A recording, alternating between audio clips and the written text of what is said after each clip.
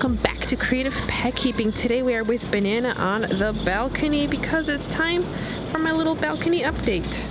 After I tried to overwinter some stuff, here is what my balcony looks like so far because we're in early spring. I haven't really shown much, so once in a while I update you guys on my balcony because I think it's kind of fun. I'm growing some plants from seeds over there, and some of them got bigger and they're growing here and they're growing there. This is my lemon tree that survived a bug infestation over the winter, and it's kind of not looking so great, but I'm hoping it's going to be okay.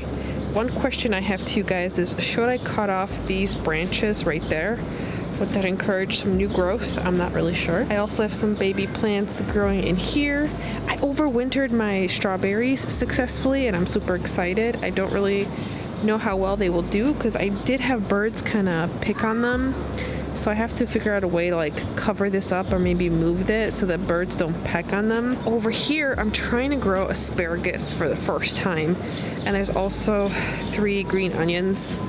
I don't know if I overcrowded it. It's like 3 asparagus on one side, 3 asparagus on the other. I'm not really sure. And when I'm talking about birds attacking my stuff, it's the birds that are right there. They live in the vents.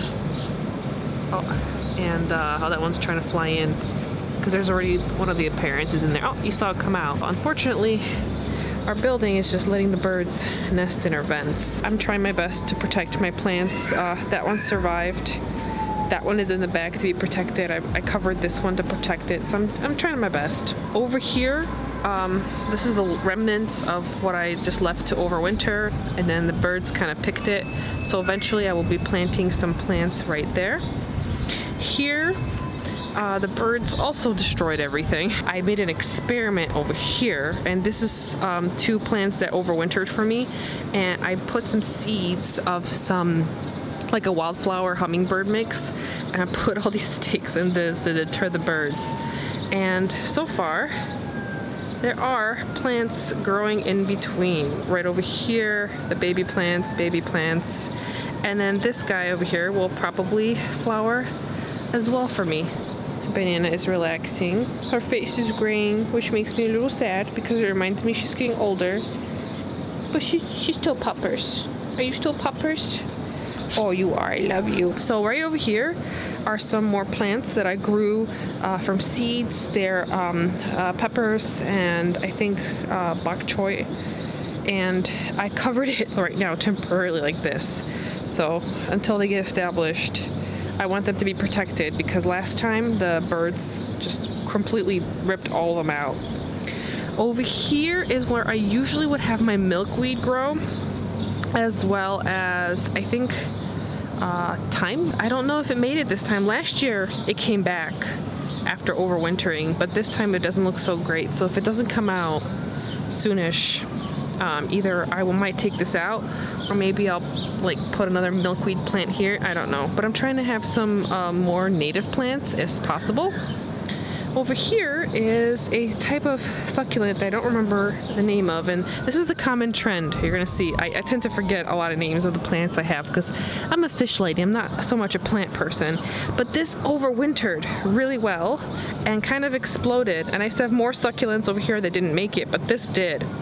The downside is there's like a hole in the middle now because the birds came and they plucked the hole, and then I think they tried to make a nest in here and gave up, so now I have this like random hole inside.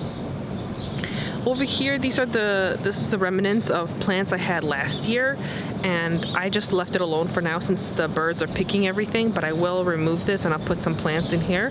I just haven't figured out what I want to put in that corner. And then here's my little tree. I actually, instead of a Christmas tree, I just decorate this little tiny tree every year, and it's been growing for me, which is kind of exciting. My happy little tree. Over here's my little wind chime. And then here is my purple waffle plant that I had in my terrarium with my gecko. And then right over here is a little ivy that I usually keep at home, but now it's going to be out here because it does way better outside than inside. But eventually I am going to move these plants somewhere else, and then the planter that I have over there with some wildflowers is going to go right in here. but I'm waiting until this gets a little established. So that's kind of my update. I consider myself, even though I've had this garden for a couple years, a still beginner, and I really appreciate any feedback that you guys might have towards what I might do differently. This is not so much a tutorial or educational video, as plants are not my specialty, but it gives me great joy to not only share my garden every year. Usually I do at least 2 or 3 updates during the year so you can see how my garden changes, and I will be including the playlist so you can see the previous videos. But I really enjoy this. This brings me a lot of joy because I don't have a backyard, I don't have a house, so this is my little space. You gonna say hi to everybody and give them loves? Yeah, they really appreciate it. They do.